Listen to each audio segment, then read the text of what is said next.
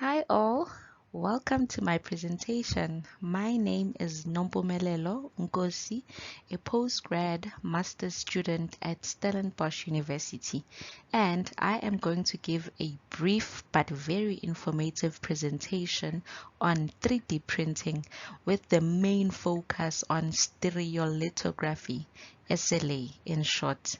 Let's get on with it. The presentation will cover the following topics: the additive manufacturing process, the types of additive manufacturing technologies, what is stereolithography, SLA demonstrations, the material options available for SLA, why we use stereolithography, its benefits, and where SLA is applied. We will start by going over the definition of the basics and the foundation, the additive manufacturing process. This is also known as 3D printing, and it is a computer controlled process that creates 3D parts by depositing materials layer by layer. As you can see on the simplified process diagram, the additive manufacturing process is illustrated. Firstly, a CAD design is modeled on a computer, then saved as an STL file. It is then transferred to a slicing software whereby it is sliced into different layers, which will mimic how the 3D print will be built. It is then sent to the additive manufacturing machine that is chosen as required, where the parts will be then physically printed. The final 3D object is then taken out of the machine and further processed as required. The additive manufacturing technology is broken down into different branches based on the raw material each process uses. The three types are liquid, solid, and powder-based additive manufacturing. The liquid is broken down into material extrusion, vat polymerization, and material jetting. The solid-based is only composed of laminated object manufacturing, and the powder-based is divided into the powder-based fusion, the directed energy deposition, and binding. These are all different concepts and are differentiated according to their principle, the energy types, and the parameters. Our focus is on SLA, stereolithography, which falls under vat polymerization and is liquid-based. Now we get to the nitty-gritty details, our main focus, stereolithography. This is obviously a 3D printing process which works by using a laser to harden liquid resin that is contained in a reservoir tank to create and build the desired 3D shape that was modeled on a CAD file. The process is summarized on the diagram on the screen. As explained before, the 3D design is modeled on a computer software and the STL file is sliced and sent to the printer. A UV laser is used as the energy source.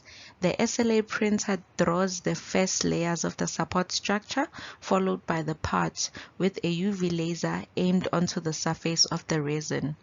After imaging of the layer on the resin surface, the build platform will shift up and a recoating bar moves across the platform to apply the next layer of the resin. This is repeated layer by layer until a build is complete. The new build parts are taken out of the machine and rinsed in isopropanol to remove extra resins from the surface of the parts. And finally, UV curing is used to solidify the part completely. Post-processing will follow as required and the support structure will be removed from the base, as you can see the final product on the screen. This is how the Form 2 stereolithography 3D printing machine looks like, with a 3D print inside. The 3D part is printed upside down as the resin tank is at the bottom of the machine, same as the UV laser. Some of the printed parts that were printed on the SLA machine are shown on the screen. So this is a demonstration of how the CAD process works. Here we used the SolidWorks software that is connected to the printer to draw, design, and model our 3D part. As you can see, the dimensions are specified, the fine details are added.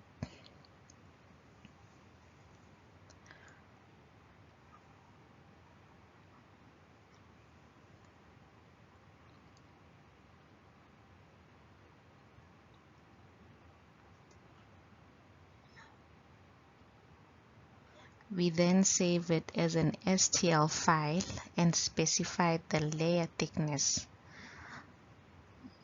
within the print was sliced, and then the support will be added to ensure that the part is supported properly.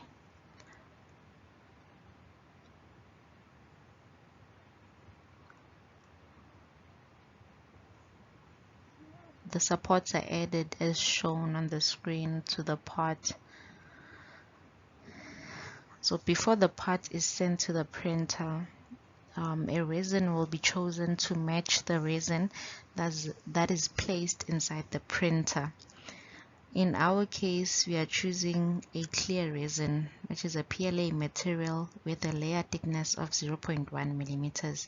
So different resins are used for different applications as shown.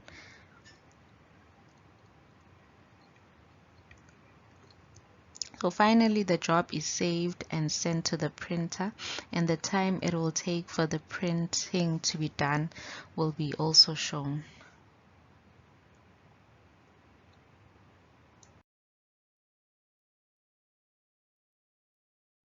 This is the SLA 3D printing machine located in the STC lab. So after the job is sent to the printer has to be prepared for the job. So firstly, the printer is opened, the resin tank is inserted with a recoater and clamped onto the printer.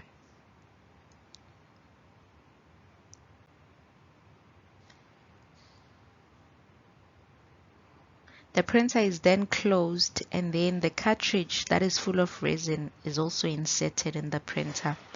There's a sensor which automatically opens and pours the resin in the tank as needed. So after checking that the printer is closed and correctly set up, the start button is pressed. This print job will take 2 hours as estimated for the model. So before the job starts, the resin has to heat up to 31 degrees and the recoater is seen here mixing the resin to ensure the temperature is uniform. Then the printing will take place.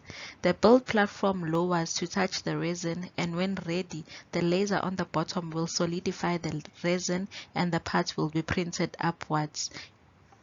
And when done, the build platform will rise. After the job is finished, the part is attached to the platform. It is then taken out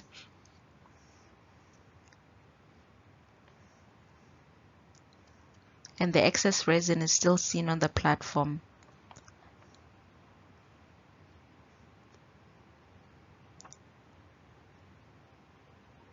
The excess resin is rinsed off and wiped off using isopropanol and a paper towel.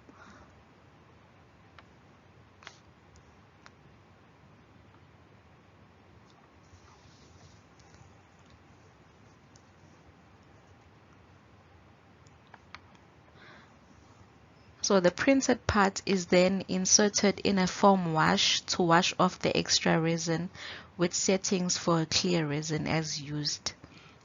The foam wash uses isopropanol to wash the part for 20 minutes.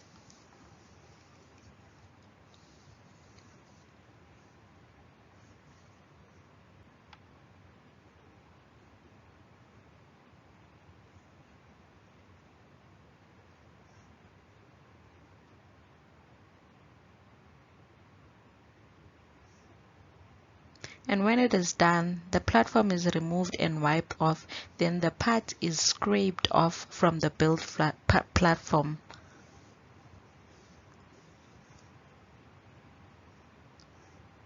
So after, it is then inserted in the curing machine to fully cure and straighten the part.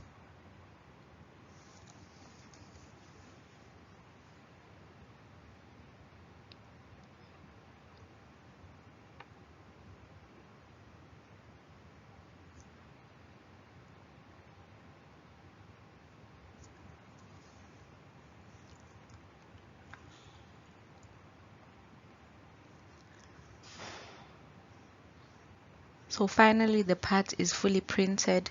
Post-processing, such as the removal of supports and painting, can follow as required. Stereolithography uses a liquid resin as a starting raw material, which is made up of a photopolymer thermoset material. The material is chosen based on the application and desired properties, so the color of the resin affects its properties. For example, there are gray resins, clear resins, and many more. So listed here are the different types of polymer materials that can be used for SLA and their properties. So the polypropylene is a flexible, durable resin. This can withstand harsh mechanical treatment and is great for fine details like sharp corners, thin walls, and small holes.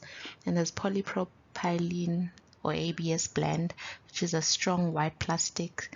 This one works well for snap fits, assemblies, and demanding applications. Then there's ABS. There are variation of ABS mimics, which include a clear low viscosity resin that can be finished clear, an opaque black plastic that blocks nearly all visible light, even in thin section.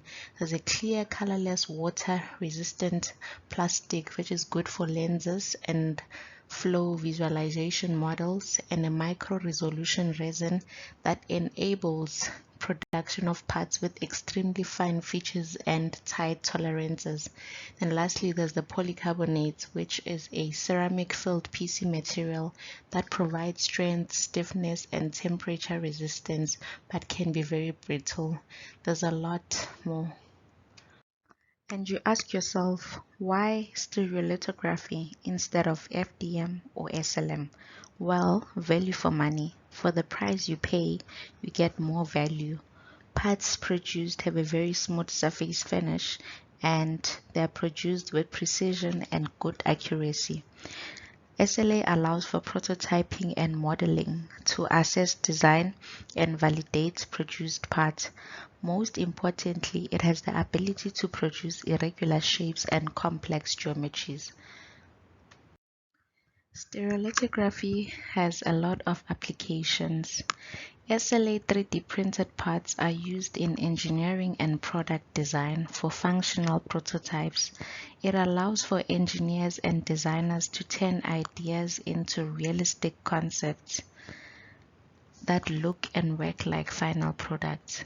They're also used in manufacturing sector for prototype tooling and directly 3D printing custom tools, mold patterns, and manufacturing shapes at far lower cost and lead time.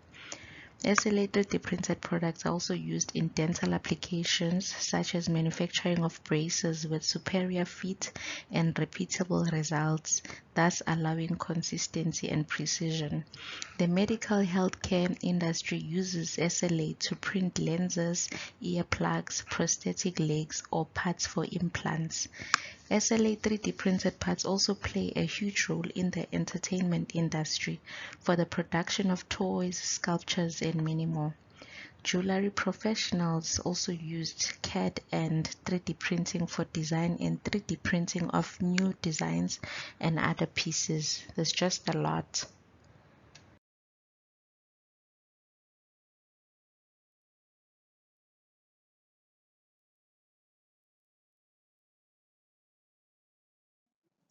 Thank you so much for tuning in. Until next time.